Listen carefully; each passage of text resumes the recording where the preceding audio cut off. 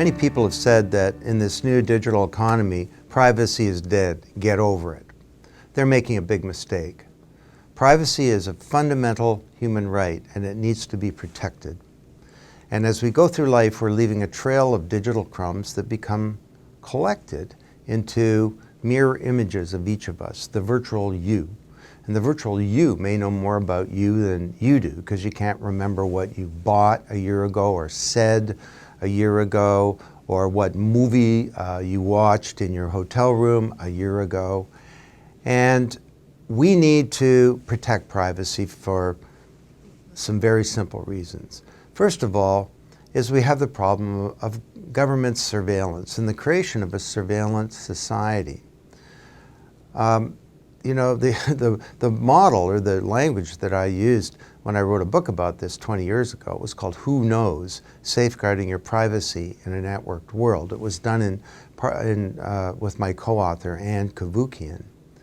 We talked about Big Brother and the danger of Big Brother. Well, Orwell's probably not the right model.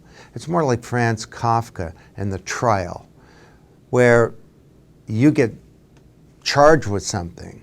You get stopped at the border. I mean, you're told you can't enter a country, or you can't enter, say, the United States. Or you don't get that dream job, but you don't know what you're charged with. You don't know who your accuser is. You don't know what evidence there is against you, but your life is changed as a result of that. And I think that these people who say privacy is dead, get over it, are very naive about governments. We shouldn't assume that governments are always benevolent, because they're not. Now, secondly, we have the problem of little brother, these corporations that are building these massive databases about us. Now, there's a side to that is great. We want companies to understand us so that they can use data to give us a more customized service. But what's happening today is that these data frackers, you know, companies like Facebook and so on, are building up giant assets of data. And these assets, it turns out, may be the greatest asset class in history, bigger than land in the agrarian economy, or physical plant in the industrial economy, or even financial assets. I mean, over 20 years ago, Walter Wriston, the then CEO of Citibank, said information about money is becoming more important than money itself. Well, it turns out that information about people who use money could be an even greater asset. So those are just two of a number of reasons why we need to protect our privacy. Now, conventional wisdom way back says, well, you should be really careful what you release. You know, be careful how you set up Facebook. But this is becoming very, very difficult. The strategy was called data minimization. And Tim O'Reilly was really the first to popularize this idea that it's tough to minimize the data that's collected on you. You know, the old expression, what happens in Vegas stays in Vegas. I was talking to a guy recently and he said, hey, what happens in Vegas stays on YouTube. As increasingly as we go through life, all these sensors are collecting information about us, and we're spewing out data constantly throughout the day. So Tim O'Reilly very thoughtfully said, you can't solve the problem at the data input level. You need to solve the problem at the social level. What do we do with all this data?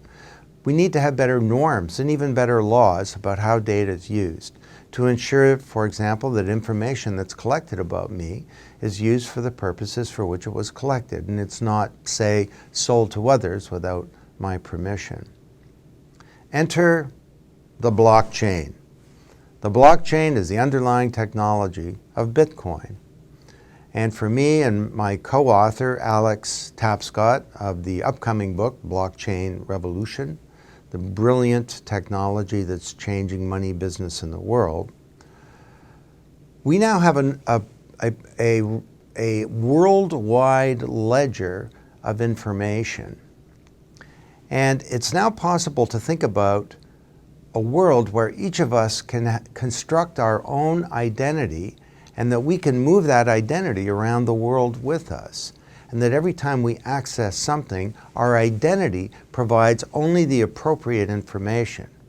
You know, if I go into a store and I buy something, I give them my credit card. I don't give them my driver's license. If I get stopped by the police, I give a driver's license. I don't give my health insurance card. Our physical identities are broken up into a number of different pieces. When I'm talking to my son, I share information with him that I don't share with hardly anybody else in the world.